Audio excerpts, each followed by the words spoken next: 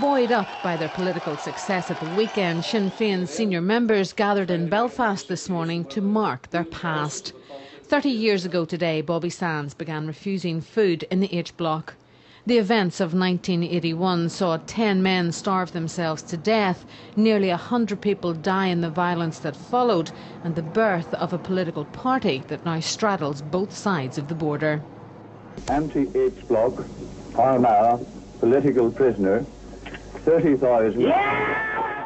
In April 1981, Bobby Sands was elected as MP for Fermanagh South Tyrone. It was a pivotal moment in Northern Ireland's history and for the development of Sinn Féin. Until then, the organisation had been more of a protest group than a political party, but its strategists began to realise the benefits of a dual strategy. If you go back to 1981, as I said, the primary method of struggle was armed struggle. And of course, after Sinn Féin begins to emerge, you get a combined, if you like, or a different type of thinking beginning to emerge inside the broad Republican family. And out of that, Gerry Adams, he becomes the leader, the public face of republicanism on this island. And I think that in itself then, you start to get politics emerging, political ideas emerging, and political debate taking place about the future.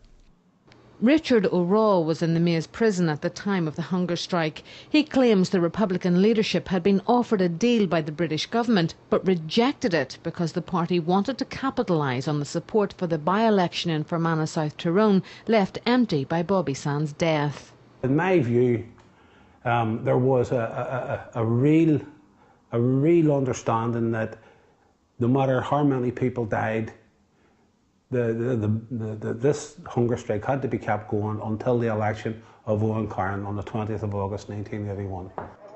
It's a claim that's always been denied by the Sinn Féin leadership, but what is certain is that the electoral gains made by the party in 1981 set it on a path famously described by party activist Danny Morrison as the ballot box in one hand and the Armalite in the other. Once you get that emotionalism, it doesn't have to be Ireland, anywhere in the world where you build up political emotionalism behind a cause, where people suddenly realise that dying for freedom means something. We've seen it in Libya, we've seen it in Tunisia in the past few weeks. When you galvanise that sort of support behind a cause, behind a bandwagon, it makes it very much easier to move from the terrorist side of the argument to the political side. And that's, I think, what was key to all of this, that suddenly Sinn Féin, who were never going to get a united Ireland by the IRA alone, suddenly realised at that moment, if you get 150,000 people out for a funeral for someone they hadn't heard of 10 weeks before, you could very possibly get that 100,000 people out to vote for you. I think that was the key to all of this. But Sinn Féin's journey into electoral politics wasn't supported by everyone. When the party finally rejected its policy of abstentionism at its 1986 Ardèche, it resulted in walkouts. But Gerry Adams says he saw it as necessary for the party's development. I think part of the problem for some Republicans, and they're fully entitled to do this if they wish, they made that into a principle, where in fact it was always a tactic. It's not something I give an awful lot of thought to until I became party president. And then when I became party president, I realised if you want to build popular support, you have to be in the marketplace. Today, Sinn Féin is the only party in Ireland that can claim to hold seats in the Stormont Assembly and the Dáil. Its results in the Republic's elections mark something of a comeback after it got a bloody nose in the polls in 2007. Really, it's the last 5 years. It was the shock of not growing in 2007 when Bertie Ahern effectively dished them by populist politics. But they've grown in the last 5 years, and they're now seen as respectable. The men in the Armani suits, no longer the men, you know, with the dual strategy of the Armalite and the ballot box.